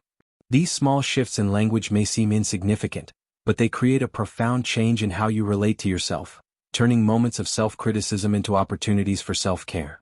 If compassionate self-talk feels difficult or unnatural, imagine what you would say to a close friend who is feeling the way you are. Often, it's easier to extend kindness to others than to ourselves, so borrowing this perspective can help you find the right words. Speak to yourself as you would to someone you love, gently, kindly, and without judgment. Over time, these self-compassionate dialogues will become more natural, helping to soften the harsh edges of anxiety. 3. Self-compassion breaks. When anxiety hits, it's easy to get lost in a flood of negative thoughts and emotions. Self-compassion breaks are brief, intentional pauses where you check in with yourself, acknowledge your feelings, and offer yourself the comfort you need. This practice doesn't have to be long or complicated. It's about creating a moment of kindness in the midst of difficulty. Begin by noticing what you're feeling. Name it without judgment, whether it's fear, sadness, frustration, or shame. Then remind yourself that suffering is a universal experience. You are not alone in your pain. Say something like, I'm not the only one who feels this way. Many others are struggling too. Finally, offer yourself a compassionate phrase such as, may I be kind to myself in this moment, or, I'm doing the best I can right now. These simple words can serve as a powerful antidote to self-criticism, providing a sense of comfort and connection. 4. Embrace imperfection. Social anxiety often comes with a deep fear of making mistakes, of being seen as less than perfect. But perfection is an impossible standard, one that fuels anxiety and keeps you trapped in self-doubt. Embracing imperfection doesn't mean settling for less. It means accepting that being human is inherently messy, flawed, and imperfect. It means allowing yourself to be seen as you are, without the constant pressure to perform or prove your worth. Practice embracing imperfection by challenging the belief that you must be perfect to be loved or accepted.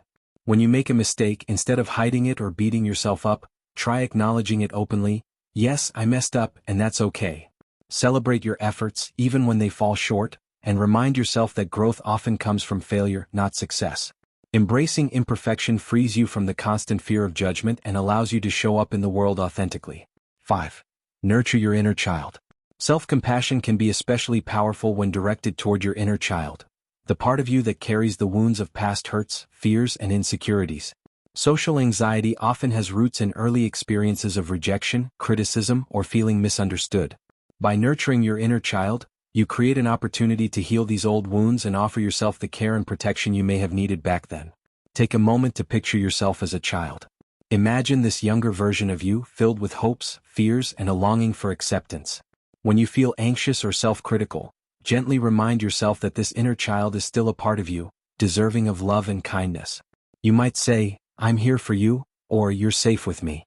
Nurturing your inner child helps bridge the gap between your past and present, creating a sense of safety and self-compassion that can soothe anxiety at its roots. Letting go of perfectionism. Embracing your true self. Perfectionism is a common companion of social anxiety, driving the need to perform flawlessly and avoid mistakes at all costs. It's the voice that tells you that anything less than perfect is a failure and that every misstep is a personal shortcoming. But perfectionism is not about striving for excellence. It's about fear, the fear of being judged, the fear of not being good enough, and the fear of being seen for who you truly are. Letting go of perfectionism means redefining your idea of success. It's about shifting your focus from being perfect to being authentic, from trying to impress others to being true to yourself. This shift requires a willingness to be vulnerable, to show up imperfectly, and to embrace the messiness of being human. It's about accepting that mistakes are not failures but valuable learning experiences that help you grow. Practice letting go of perfectionism by setting realistic, flexible goals that allow room for error. Instead of aiming for perfect outcomes, aim for progress. Celebrate the effort you put into something regardless of the result, and remind yourself that your worth is not tied to your achievements. By embracing your true self, imperfections and all, you create space for deeper connections, both with yourself and with others. Creating a self-compassionate daily routine. Integrating self-compassion into your daily routine helps reinforce the habit of kindness and ensures that it becomes a consistent part of your life. This doesn't mean you need to overhaul your schedule. It's about finding small, meaningful ways to connect with yourself throughout the day. Start your morning with a self-compassionate intention, such as, today I will be kind to myself, or, I will approach my day with patience and understanding. These simple affirmations set the tone for your day, creating a mindset of compassion from the moment you wake up. Throughout the day, take brief self-compassion breaks, especially during moments of stress or anxiety. A few deep breaths, a comforting phrase, or a gentle touch can make a significant difference in how you navigate challenges. End your day with a self-compassionate reflection. As you wind down, take a moment to acknowledge your efforts no matter how small. Instead of focusing on what you didn't do, celebrate what you did, whether it was facing a difficult situation, taking time for yourself, or simply getting through the day. This nightly practice helps shift your focus from self-criticism to self-appreciation, reinforcing the message that you are enough, just as you are. Self-compassion as a path to freedom. Self-compassion is not a quick fix or a one-time solution. It's a lifelong journey, a path that leads to greater self-awareness, resilience, and inner peace. It's about learning to be your own ally rather than your harshest critic, to stand by yourself even when things go wrong, and to offer yourself the kindness you so readily give to others. As you continue to practice self-compassion, you will find that social anxiety loses some of its power. The fear of judgment softens, the sting of mistakes lessens, and the need for perfection diminishes. You begin to realize that you are not defined by your anxiety but by your capacity to grow, to learn, and to be kind to yourself in the face of it all. Through self-compassion, you create a safe space within yourself, a refuge where you can rest, heal, and find the courage to keep moving forward. You learn that you are worthy of love, not because of what you do or how well you perform, but simply because you are. And in that realization lies the true freedom from social anxiety, the freedom to be yourself without fear and to know that you are enough. Chapter 9. The Power of Visualization and Positive Affirmations. Using visualization to boost confidence in social settings. Visualization is a mental technique that involves creating vivid, positive images of future events or desired outcomes in your mind. It's like a mental rehearsal where you see yourself succeeding, handling challenges with ease, and feeling calm and confident in situations that usually trigger anxiety. For people struggling with social anxiety, visualization can be a powerful tool to rewire the brain, reduce fear, and enhance self-confidence, all without having to face the stress of real-world exposure initially. Think of visualization as a kind of mental training. Just as athletes mentally rehearse their performances to sharpen their skills and build confidence, you can use visualization to practice social interactions in a safe, controlled environment, your mind. The beauty of visualization is that it engages the same neural pathways that are activated during actual experiences, meaning your brain can't always distinguish between real and imagined scenarios. This makes visualization a potent tool for building resilience and preparing yourself to face social situations with a new level of calm and assurance. Begin by finding a quiet, comfortable place where you can close your eyes and focus without distractions. Start with a few deep breaths to center yourself, allowing your body to relax. Next, choose a specific social situation that tends to trigger anxiety. It could be something as simple as a casual conversation with a coworker or something more challenging like giving a presentation or attending a party. The key is to be specific so that your visualization is clear and detailed. Once you've chosen your scenario, imagine yourself in that situation. Picture every detail, the setting, the people around you, the sounds, and even the scents. See yourself moving through the interaction with ease. Your posture is relaxed, your voice is steady, and you're engaging with others confidently. Visualize yourself smiling, making eye contact, and feeling at ease. If you encounter any anxiety in your visualization, don't shy away from it. Instead, imagine yourself handling it calmly. Picture yourself taking a deep breath, steadying yourself, and continuing on with grace. By repeatedly visualizing these positive scenarios, you are essentially practicing success. You're training your brain to expect a positive outcome, which reduces the fear response and builds a sense of familiarity and comfort with the situation. Visualization isn't just about imagining the best-case scenario. It's about seeing yourself manage discomfort effectively, proving to yourself that you can navigate social interactions without being overwhelmed by anxiety. Another powerful aspect of visualization is rehearsing responses to common challenges. If you know that you often freeze up when someone asks you a question or that you tend to shy away from eye contact, visualize yourself responding differently. Imagine yourself pausing, gathering your thoughts, and responding calmly even if you feel nervous. The more you mentally rehearse these moments, the more prepared you will feel when they occur in real life. Visualization helps you create a mental script for success, reducing the uncertainty that often fuels anxiety. Crafting personal affirmations to rewire your mind. Positive affirmations are short, powerful statements that you repeat to yourself regularly to challenge negative beliefs and reinforce positive thinking. They act as a counterbalance to the inner critic, the part of you that constantly highlights your fears, doubts, and perceived shortcomings. For those with social anxiety, affirmations can serve as a mental reset button, shifting your focus from what could go wrong to what is possible. They're not about denying reality or pretending everything is perfect. They're about choosing to focus on what strengthens you rather than what holds you back. Crafting personal affirmations starts with identifying the negative thoughts that frequently undermine your confidence. These might be thoughts like, "I'm not good enough," "people are judging me," or "I can't handle social situations." Write these thoughts down, not to dwell on them but to bring them into the light where they can be challenged. Then, create affirmations that directly counter these beliefs.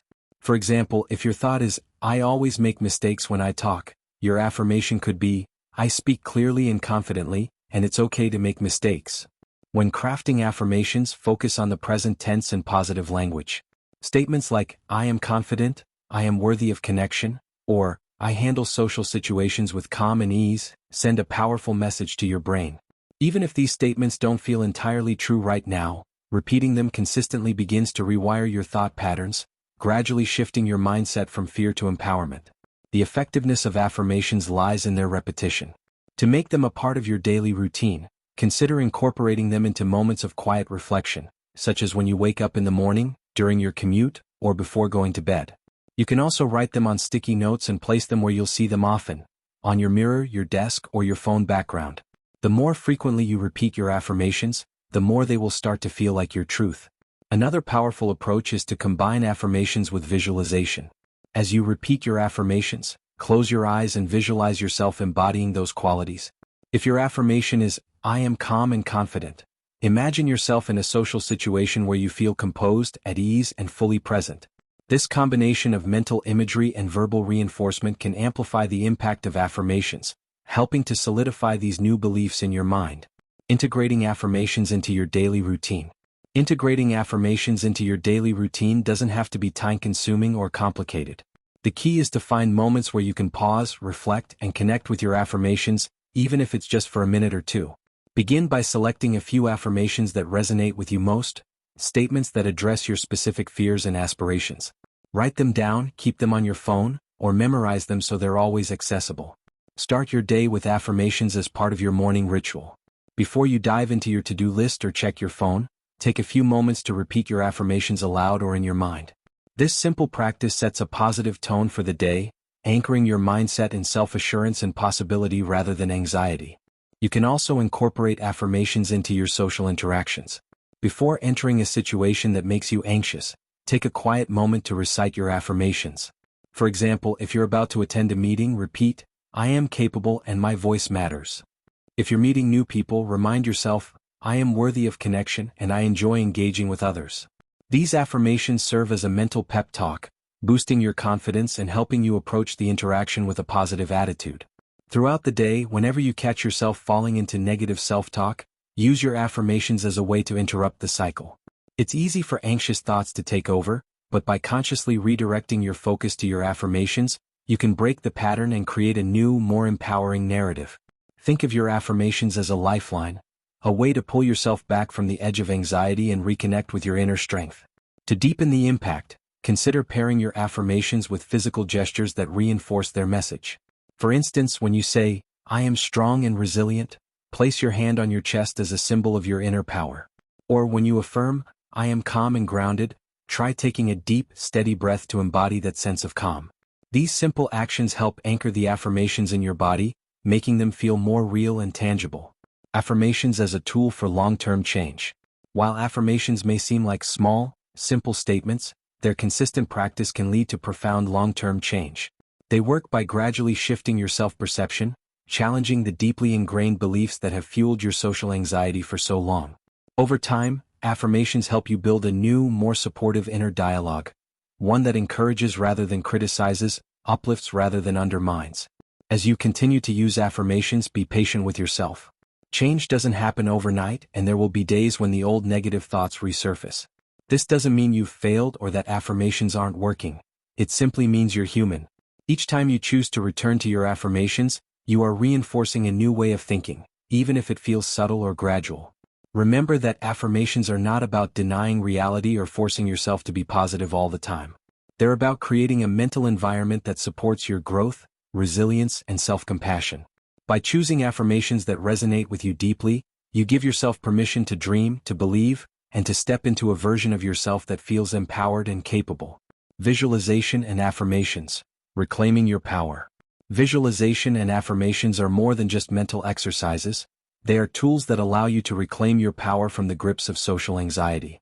They remind you that, while you may not be able to control every aspect of a social situation, you do have control over your mindset, your self-talk, and the way you show up in the world. Through consistent practice, these techniques help you rewrite the narrative of your life, shifting from a story of fear and self-doubt to one of confidence, connection, and self-assurance. As you continue to explore visualization and affirmations, allow yourself to be open to their transformative potential.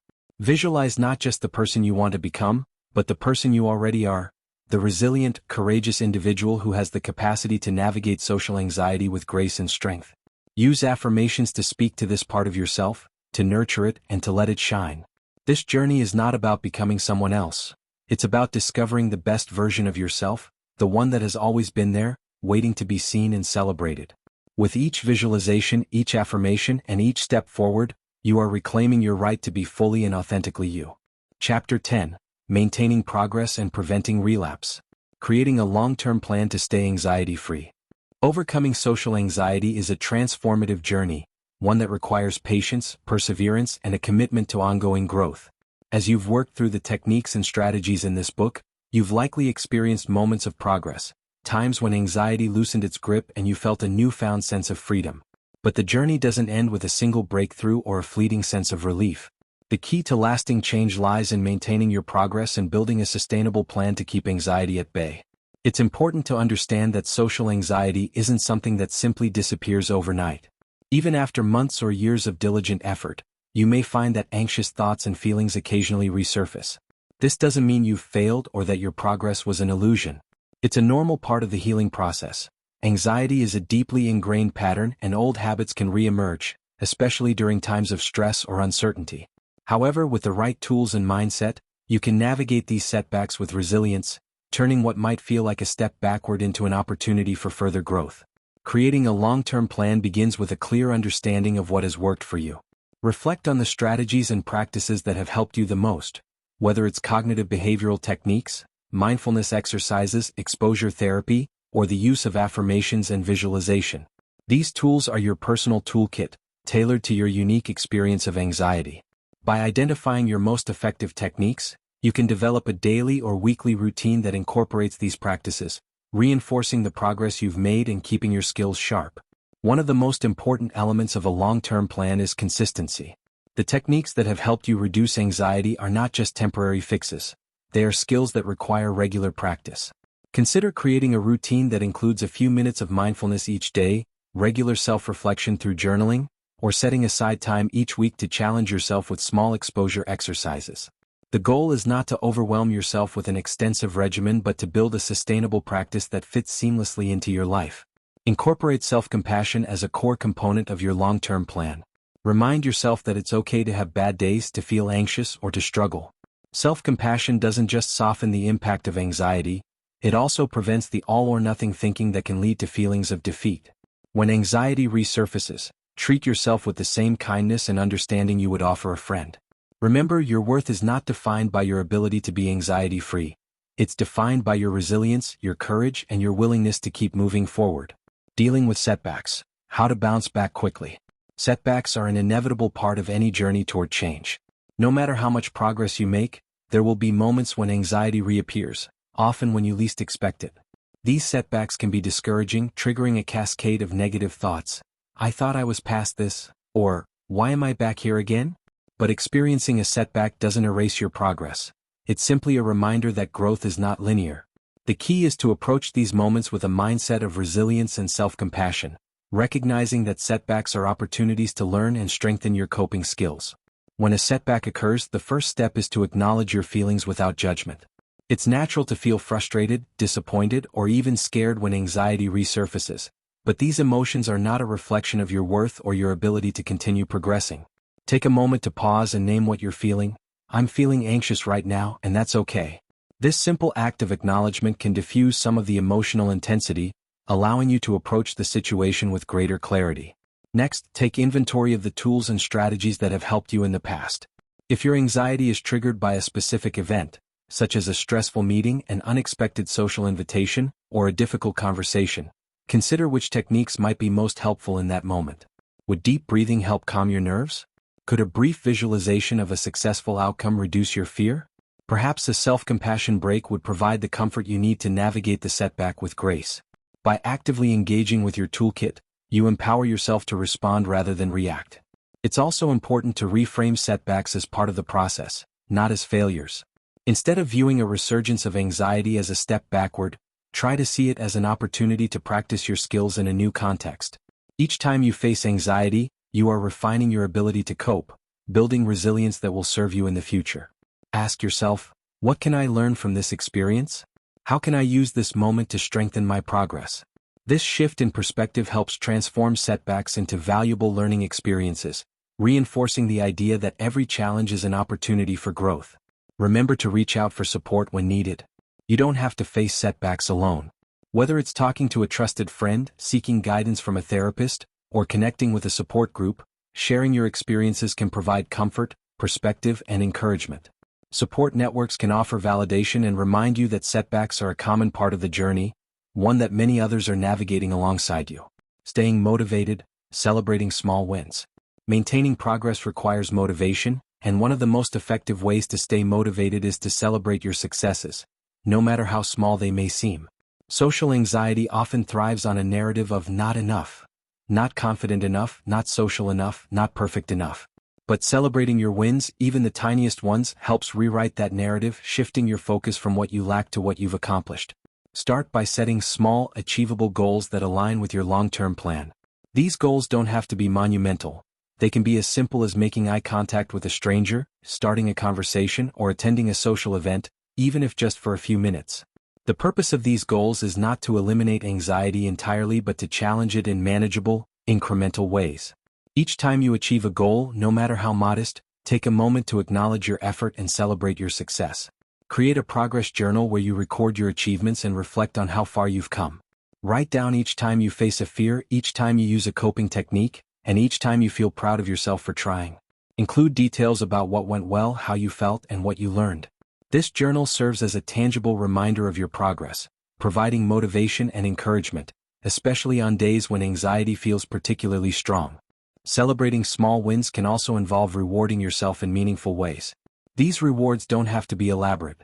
Something as simple as treating yourself to a favorite activity, enjoying a relaxing evening, or taking time for self-care can reinforce the positive strides you're making. The goal is to associate your efforts with positive reinforcement, making the process of facing anxiety feel rewarding rather than punishing.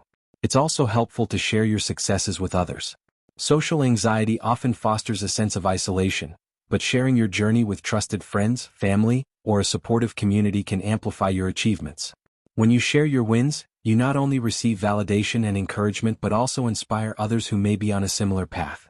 Celebrating together creates a sense of connection and reinforces the idea that you are not alone in your struggles or your successes. Developing resilience, preparing for future challenges.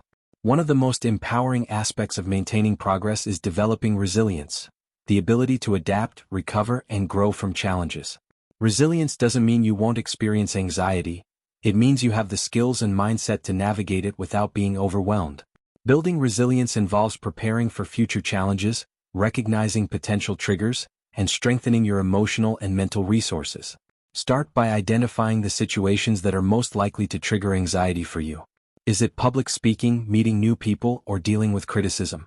By understanding your specific triggers, you can develop strategies tailored to those situations, allowing you to approach them with greater confidence. For example, if networking events make you anxious, prepare by practicing small talk with friends, setting achievable goals for the event, and visualizing positive interactions. Having a plan in place reduces uncertainty, making the experience feel more manageable. Another key to resilience is maintaining a balanced lifestyle that supports your mental and emotional well-being. Regular exercise, adequate sleep, a healthy diet, and time for relaxation all play a significant role in reducing overall anxiety. Consider incorporating activities that bring you joy and relaxation into your routine, whether it's reading, spending time in nature, engaging in creative hobbies, or connecting with loved ones. A balanced lifestyle not only enhances your resilience but also provides a strong foundation for maintaining progress. Mindset matters. Embracing a growth-oriented approach. A growth-oriented mindset is one that views challenges as opportunities rather than obstacles. It's about shifting from a fixed mindset, where setbacks are seen as failures, to a growth mindset, where every experience is a chance to learn, adapt, and improve. This mindset empowers you to see anxiety not as an enemy to be defeated but as a part of your journey that can teach you valuable lessons about yourself. Practice cultivating a growth mindset by reflecting on your experiences with curiosity rather than judgment. Instead of asking, "Why did this happen to me?" ask, "What can I learn from this?" Reframe negative thoughts with questions like, "How can I grow from this experience?" Or, "What did this teach me about my strengths?" This approach transforms anxiety into a guide, one that highlights areas for growth and invites you to engage with life more fully. A growth-oriented mindset also means embracing imperfection. Perfectionism often fuels social anxiety, creating unrealistic expectations and amplifying fear of failure. By embracing imperfection, you give yourself permission to make mistakes, to be human, and to continue learning. Remind yourself that growth is not about being perfect. It's about showing up, trying, and learning along the way. Each imperfect moment is a stepping stone, guiding you toward greater resilience and self-acceptance. Final thoughts, your journey forward. Maintaining progress in your journey with social anxiety is not about reaching a point where you are completely free from fear. It's about learning to live with courage, self-compassion, and a sense of purpose. It's about continuing to grow even when setbacks occur, and knowing that each step forward, no matter how small, is a victory. As you move forward, keep your toolkit of techniques close, stay connected to your support system, and celebrate each win along the way. Be patient with yourself, embrace the journey with an open heart, and remember that progress is not about perfection but persistence. You have come so far and the path ahead is full of possibilities. With each day, each practice, and each act of courage, you are creating a life that reflects your true self, one that is rich with connection, resilience, and the quiet confidence of knowing that you are enough just as you are. Your journey doesn't end here. It continues with every breath, every choice, and every moment of self-compassion. Keep going, keep growing, and trust that you have the strength within you to navigate whatever comes your way. Conclusion. Reflecting on your journey and embracing your new social self. Reflecting on your journey, celebrating your progress. As you reach the end of this book, take a moment to pause and reflect on how far you've come. The journey of overcoming social anxiety is not a straight line. It's a winding path filled with challenges, triumphs, setbacks, and countless small victories. You've ventured into the depths of your fears, faced them with courage, and armed yourself with a toolkit of strategies to navigate the complexities of social interactions. Whether you've just begun this journey or have been walking it for some time, your commitment to change is something to be celebrated. Reflect on the moments when you felt anxious but chose to show up anyway. Recall the times when you felt the familiar pang of fear but managed to stay grounded, using your breath or a comforting phrase to bring yourself back to the present. Remember the situations that once felt impossible but are now more manageable, thanks to your perseverance and practice. These moments are not just milestones, they are evidence of your growth, resilience, and capacity to change. You've learned to identify and challenge negative thoughts, recognize distorted thinking patterns, and confront your inner critic with compassion. You've practiced mindfulness, developed self-compassion, and explored the power of visualization to transform how you perceive social situations. Each chapter, each exercise, and each practice has contributed to a deeper understanding of yourself and your anxiety.